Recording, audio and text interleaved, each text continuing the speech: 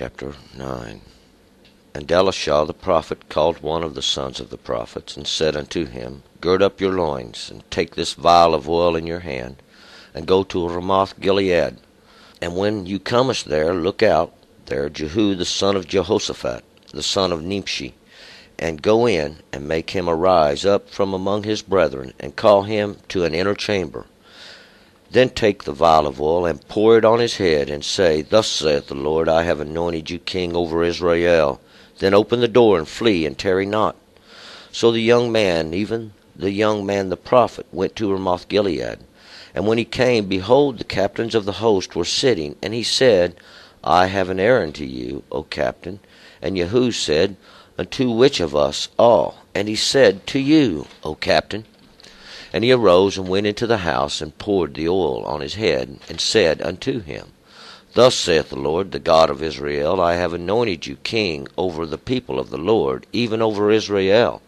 And you shall smite the house of Ahab, your master, that I may avenge the blood of my servants the prophets, and the blood of all the servants of the Lord at the hand of Jezebel.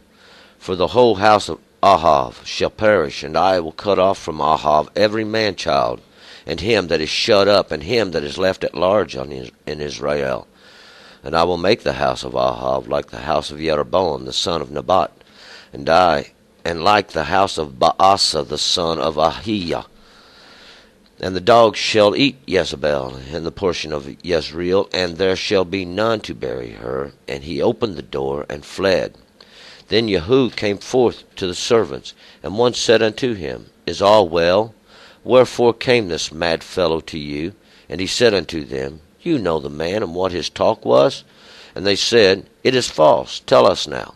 And he said, Thus and thus spoke he to me, saying, Thus saith the Lord, I have anointed you king over Israel. Then they hastened, and took every man his garment, and put it under him on the top of the stairs, and blew the horn, saying, Jehu is king. So Jehu the son of Jehoshaphat, the son of Nimshi, conspired against Joram. Now Joram had been guarding Ramoth Gilead, and he and all Israel, because of Hazael the king of Aram. But King Joram was returned to be healed in Jezreel of the wounds which the Arameans had given him, when he fought with Hazael the king of Aram. And Jehu said, If this be your mind, then let now escape, and go forth out of the city, to go to tell it in Jezreel. So Jehu rode in a chariot, and went to Jezreel, for Joram lay there. And Ahaziah king of Judah was come down to see Joram. Now the watchman stood on the tower in Jezreel, and spied the company of Jehu as he came, and said, I see a company. And Joram said, Take a horseman, and send to meet them, and let him say, Is it peace? So there went one on horseback to meet him, and said, Thus saith the king, Is it peace? And Jehu said, What have you to do with peace? Turn you behind me. And the watchman told, saying, The messenger came to them, but he cometh not back. Then he sent out a second on horseback, who came to them, and said, Thus saith the king, Is it peace? And Jehu answered, What have you to do with peace? Turn you behind me. And the watchman told, saying, He came even unto them, and cometh not back. And the driving is like the driving of Jehu, the son of Nimshi, for he driveth furiously. And Joram said, Make ready. And they made ready his chariot. And Joram, king of Israel, and Ahaziah, king of Judah, went out each in his chariot. And they went out to meet Jehu, and found him in the portion of Naboth the Jezreelite. And it came to pass, when Joram saw Jehu, that he said, Is it peace, Jehu? And he answered, What peace, so long as the harlotries of your mother Jezebel and her witchcrafts are so many? And Joram turned his hands and fled, and said to Ahaziah, There is treachery, O Ahaziah. And Jehu drew his bow with his full strength, and smote Joram between his arms. And the arrow went out his heart, and he sunk down in his chariot. Then said Jehu to Bidkar his captain, Take up and cast into the portion of the field of Naboth the Jezreelite. For remember how that when I and you rode together after Ahab his father, the Lord pronounced this burden against him. Surely I have seen yesterday the blood of Naboth, and the blood of his sons, saith the Lord. And I will requite you in this plot, saith the Lord. Now therefore take and cast him into the plot of the ground, according to the word of the Lord. But when Ahaziah the king of Judah saw this, he fled by the way of the garden house. And Jehu followed after him, and said, Smite him also in the chariot. And they smote him at the ascent of Gur, which is by Ibleam. And he fled to Megiddo, and died there. And his servant carried him in a chariot to Jerusalem, and buried him in his sepulchre with his fathers in the city of David. And in the 11th year of Joram, the son of Ahab, began Ahaziah to reign over Judah. And when Jehu was come to Jezreel, Jezebel heard of it, and she painted her eyes, and attired her head, and looked out at the window. And as Jehu entered in at the gate, she said, Is it peace, you Zimri, your master's murderer? And he lifted up his face to the window, and said, Who is on my side? Who? And there looked out to him 2 or 3 officers. And he said, Throw her down. So they threw her down, and some of her blood was sprinkled on the wall and the horses, and she was trodden under foot. And when he was come in, he did eat and drank, and he said, Look now after this cursed woman, and bury her, for she is a king's daughter. And they went to bury her, but they found no more of her than the skull, and the feet, and the palms of her hands. Wherefore they came back and told him, and he said, This is the word of the Lord, which he spoke by his servant Eliah the Tishbite, saying, In the portion of Jezreel shall the dogs eat the flesh of Jezebel, and the carcass of Jezebel shall be as dung upon the face of the field in the portion of Jezreel. So they shall not say, This is Jezebel. All right, let's go back up to verse 1. Now, yesterday, we will remember, we had a little bit of the confusing story. We do have 2 kings, and they're both named the same. Now, one has passed on, and Ahaziah, his son, is reigning in his stead, and Jehoram is still the king of Israel. And Ahaziah is only going to reign 1 year, and this is going to be his reign will end here. Well, we'll start here with verse 1. And Elisha the prophet called one of the sons of the prophets, and said unto him, Gird up your loins, and take this vial of oil in your hand, and go to Ramoth Gilead. So Elisha, now he is the one who's wearing this mantle of division. He got from Eliah, who got it from God there at the brook. And Elisha has told one of the prophet's sons, and the prophet's son represents this one who was born from the teaching of one of the prophets. And he is told him now to gird up his loins, or make ready, and go down with this vial of oil to Ramoth Gilead. And Ramoth Gilead is this high place where these stones do witness in a heap. And this vial of oil is going to be the anointing oil, or that oil that comes from the olive tree. Even this law, this oil represents that which lighteth the lamp, causes the fire to burn, even this anointing oil of God. 2. And when you comest there, look out there, Jehu the son of Jehoshaphat, the son of Nimshi, and go in and make him arise, and from among his brethren, and carry him into an inner chamber. So he's told the young prophet, now you go down to Ramoth Gilead, and you find Jehu. And Jehu means God himself, or God is he. He is God himself. And he's the son of Jehoshaphat. Well, and Jehoshaphat, we know, means God shall judge. God has judged. God has punished through judgment. And he is the son of Nimshi, and Nimshi means the rescued. And it literally means to be safe from drowning or fire, or even worse, to be drawn out of it, to be grabbed and drawn from it. And he said, now go down and find Jehu, and take him into an inner chamber, cause him to stand up from among his brethren. You'll find him there. Call him out. Verse 3, then take the vial of oil and pour it on his head, and say, thus saith the Lord, I have anointed you king over Israel. Then open the door and flee, and tarry not. So he's told this young man, or this son of the prophet, to go down and anoint Jehu, call him out and pour this oil over his head. And after you do this, open the door and run. So he's not expecting anything good to come of this. Elisha is actually pouring out this anointing that God now is going to punish. We've been talking about this. They've angered God to the point he's going to punish them, and that's what we're getting ready to see. And he's going to send one who punishes him. We see it. He represents God himself, going to come and punish. So the young man, even the young man the prophet, went to Ramoth Gilead. So this young man, represents one who doesn't have to have a lot of understanding. Even this young prophet goes to Ramoth Gilead. Even Ramah, this is that high place that's going to be cast down. This is that place where they built this great altar in the beginning. Ramah.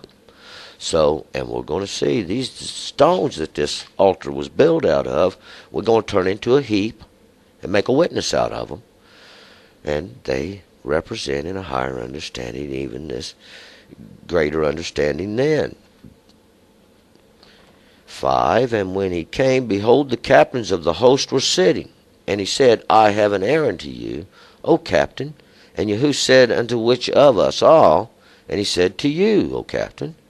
So he gets there into Ramoth Gilead, and we see here, now all the captains are sitting around together. And the young man comes up and says, I got an errand unto you, O captain.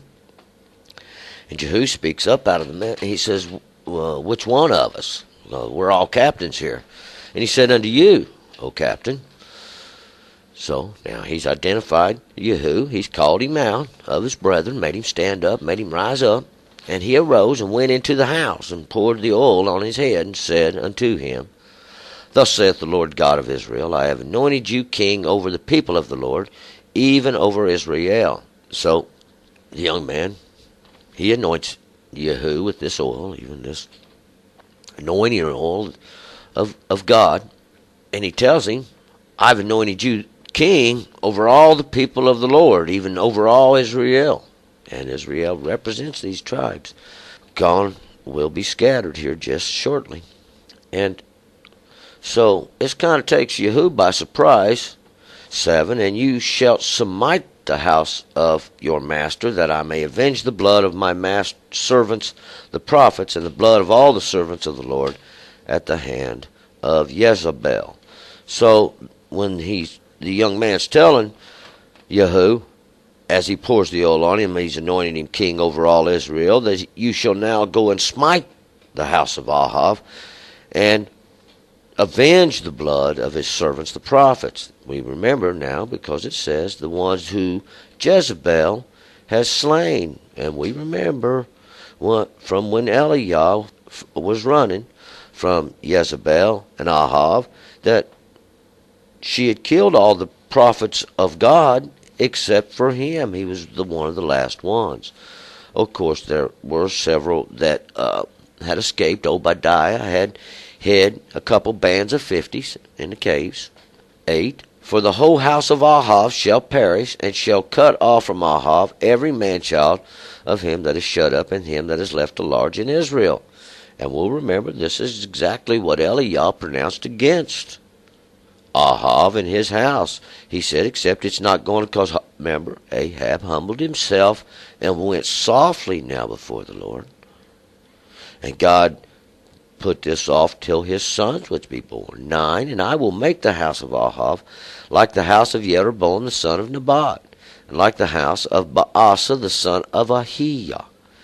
So God's saying. We remember, he said he was going to make the house of Ahab, my father's brother, like the house of Jeroboam, the son of Nebat.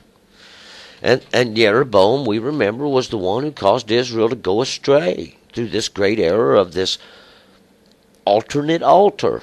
This altar that he set up, and he did set two images, one in Bethel and one in Dan. And Bethel is the house of God, and Dan is the judgment place. He's the son of Nebat, the one that's held in regards, this one who is esteemed. And he's like the house of Baasa. Remember, God did the same thing to Baasa, destroyed his seed, made example out of both these. Now he's doing it again to Ahab's seed, to Jehoram. And Baasa, that stinking wound, he was the son of Ahiah. My brother is Yah. And the dogs shall eat Jezebel in the tent, in the portion of Jezreel, and there shall be none to bury her. And he opened the door and fled. So the young man does just what Elisha said. And he tells him, the dogs shall eat Jezebel. And we'll remember, this is what God said was going to happen in the portion of Jezreel. So we're getting reminded now of what the prophecy was. 11. Now we're seeing God gave us the explanation prior to this, and they're going to get a little reminder here of that explanation, because this is the demonstration. 11. Then Jehu came forth to the servants of his Lord, and one said unto him, Is all well? Wherefore come this mad fellow to you? And he said unto them, You know the man, and what his talk was? So when Jehu comes back out, and his servants are standing there, they ask him, Is everything all right? And who is this guy? Or what this guy want? And he said unto them, Do you know this guy? And what he said, 12, and they said, It's probably a lie, but it's false. Tell us now. And he said, Thus and thus spoke he to me, and saying, Thus saith the Lord, I have anointed you king over Israel. 13. Then they hastened and took every man his garment and put it under him on the top of the stairs and blew the horn, saying, Jehu is king. So now these men have going to make Jehu king.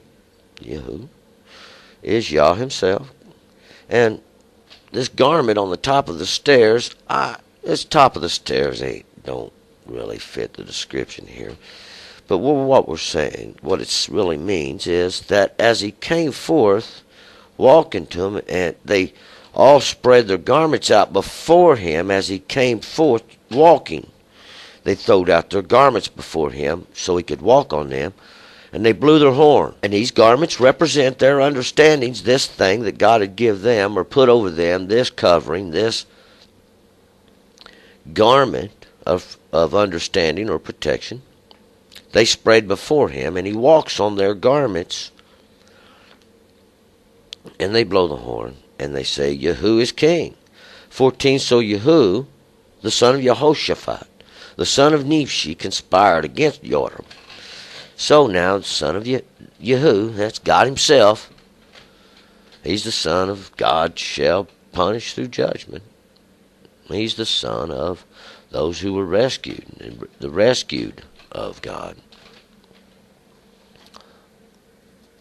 Conspires against Joram. Now, conspires is you could say that, but what it is he makes a league. He makes this agreement against Joram.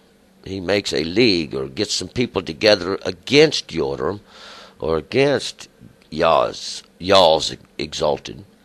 Now, Joram was staying in Ramoth Gilead because he was wounded by Hazael, the king of Edom. And we remember Hazael, this one who perceives God, or perceives the mighty one. He's the king of the enlightened ones. 15. But King Joram was returned to be healed in Jezreel of the wounds which Arameans had given him, when he fought with Hazael, the king of Edom. And Jehu said, If this be your mind, then let none escape and go forth out of the city to go tell it to Jezreel. So we see Joram, he is in Jezreel. This is the place where God sows. the mighty one sows, and he's healing of his wounds there that he received from Hazael when he was fighting against him. And Jehu has told his men, he says, now, if this be your mind, if you want to make me king, then let none escape, and go forth out of that city to go tell it in Jezreel. So don't let nobody out of there who can go tell this thing in this place where the mighty one sows. So Jehu rode in a chariot, and he went to Jezreel, for Joram lay there. And Ahaziah, the king of Judah, was come down to see Joram. And we remember Joram was sick, and Ahaziah had come down to see him. And Ahaziah is those that are possessed by God, or those who God has took possession of. And he had come down there to Jezreel, this place where God sows, to see Joram. 17. Now the watchman stood on the tower in Jezreel, and he spied the company of Jehu as he came, and said, I see a company. And Joram said, take a horseman and send to meet them, and let him say, is it peace? So now we got the watchman. He's up in the tower in Jezreel, and this is a walled city, and they have a tower where the watchman stands. And he says, hey, I see a whole band of people coming. And the king, Joram, tells him, send out a horseman and to meet him, and let him say, is it peace? Or see if there's peace, or what? 18. So there went one on horseback to meet him, and said, thus saith the king, is it peace? And Jehu said, what have you to do with peace? Turn you behind me. And a watchman told, saying, the messenger came to them, but he comes not back. So now the messenger goes out on horseback, and his horse is in strength. He has this form of strength under him. And he goes out to meet God himself, and he tells him, is it peace? So the messenger is asking him, hey, is it peace? And Jehu tells him, what do you know about peace? Get behind me. And so the messenger gets behind Jehu. And the watchman sees it, and he tells the king, hey, he's not coming back. 19. Then he sent out a second on horseback, who came to them and said, thus saith the king, is it peace? And Jehu answered, what have you to do with peace? Turn you behind me. So they send out the second one on horseback, this second one of strength. Now witness this second one who gets sent forth on strength. And he gets there, and he asks Jehu, is it peace? And Jehu asks him, what do you know about peace? Get behind me. And Jehu, obviously now, has got a purpose behind him. He's got these two messengers now, and they both got behind him. 20. And the watchman told, saying, he came even unto them, and he come not back. And the driving is like the driving of Jehu, the son of Nimshi, for he driveth furiously. So the watchman has told the king now, hey, that messenger there, he ain't coming back either. And this one coming, it is like unto God himself. He's the son of Nimshi, the rescued, for he is driving furiously. And driving furiously means he's got a lot of vigor behind him. Well, he is going to be the judgment, even the punishment of God through this judgment.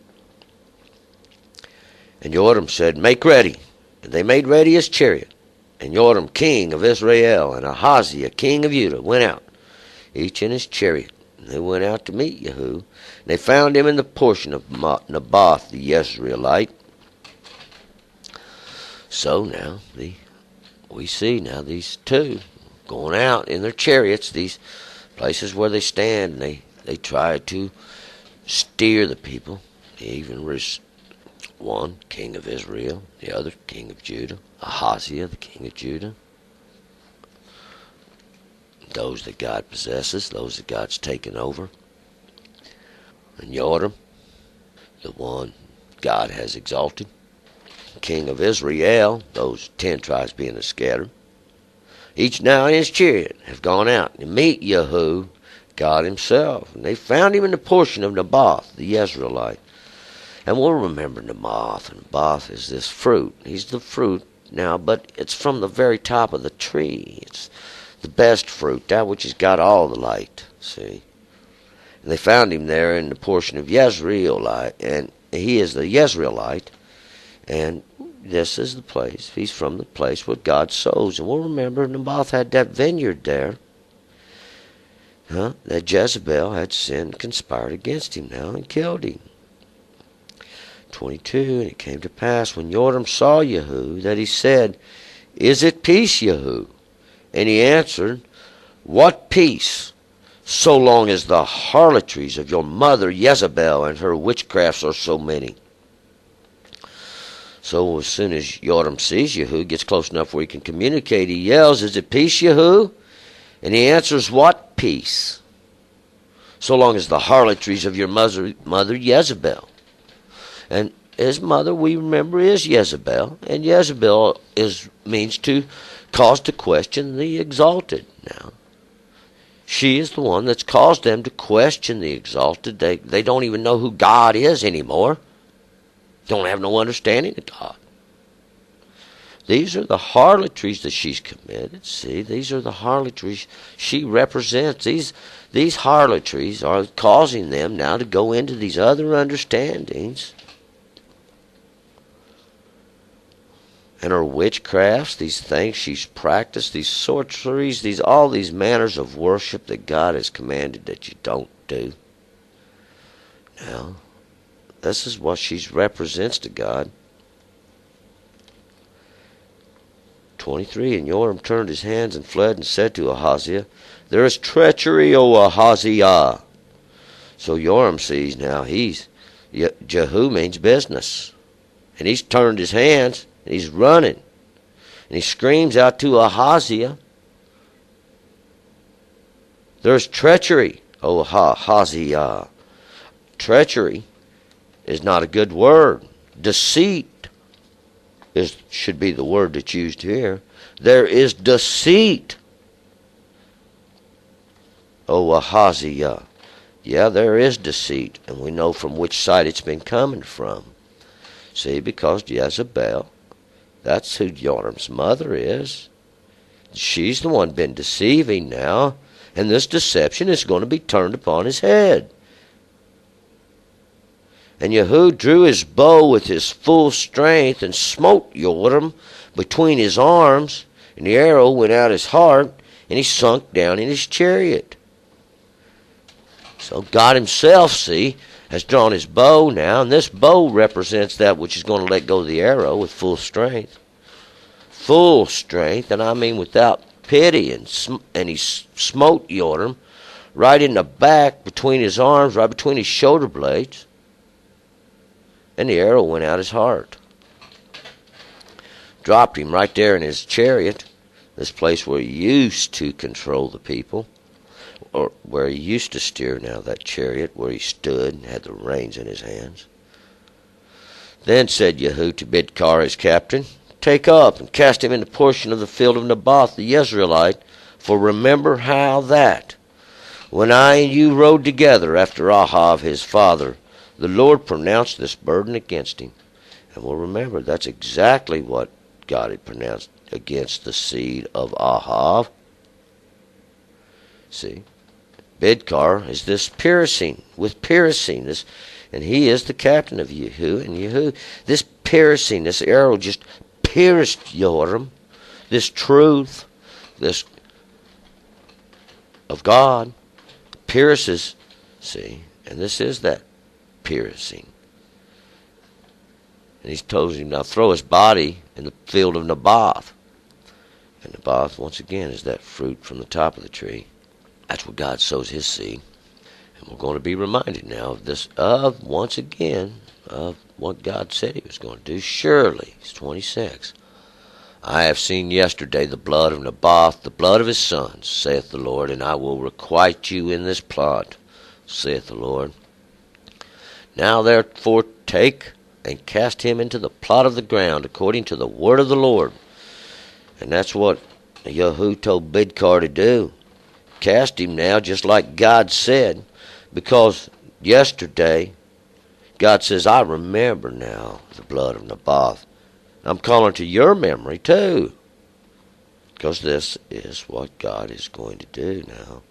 This place where God has sown his seed, he's going to require now, and we're going to see this. 27, but when Ahaziah, the king of Judah, saw this, he fled by the way of the garden house, and Jehu followed after him and said, smite him also in the chariot. And they smote him at the ascent of Gur, which is by Ibleam, and he fled to Megiddo and died there. So Ahaziah, when he sees Jehu done dropped Joram in his chariot there, he takes off running. He's heading to the garden house.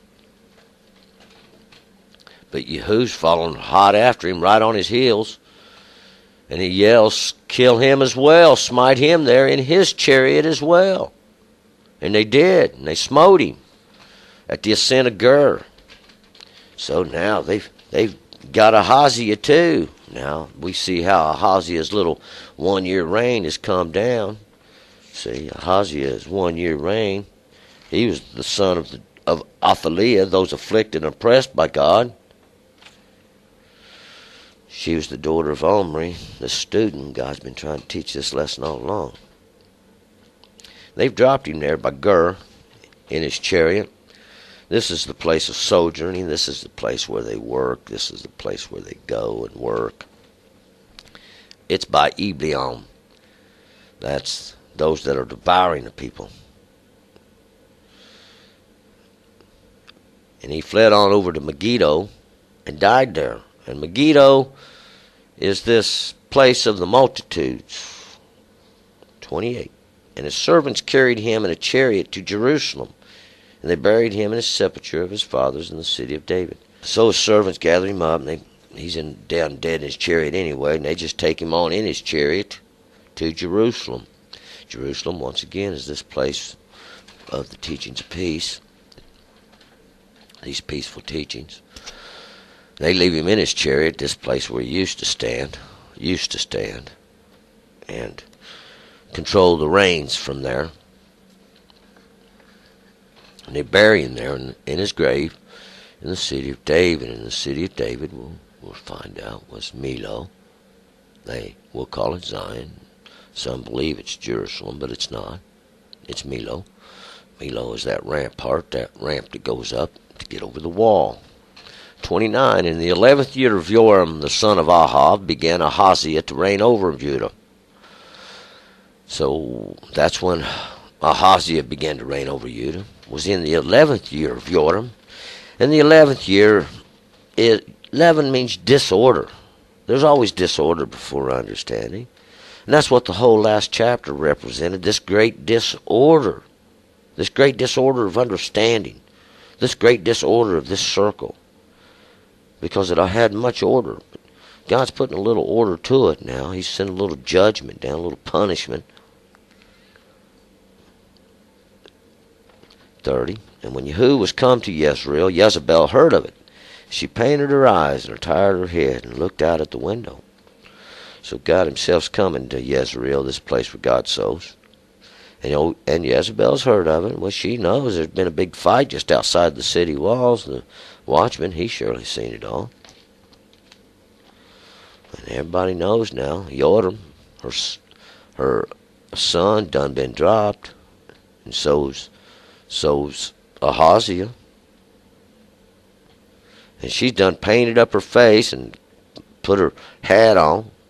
She's sitting there looking out the window, batting her eyes. 31. And as Jehu entered at the gate, she says, "Is it peace, you Zimri, your master's murderer?" And this master's murderer, it's just not a very good translation. Is destroyer. How about that? Your master's destroyer.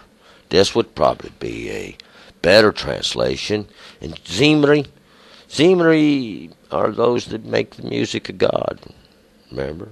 This is God's music. When judgment falls and justice falls and the judgment of the law has come down, see, it's making God's music.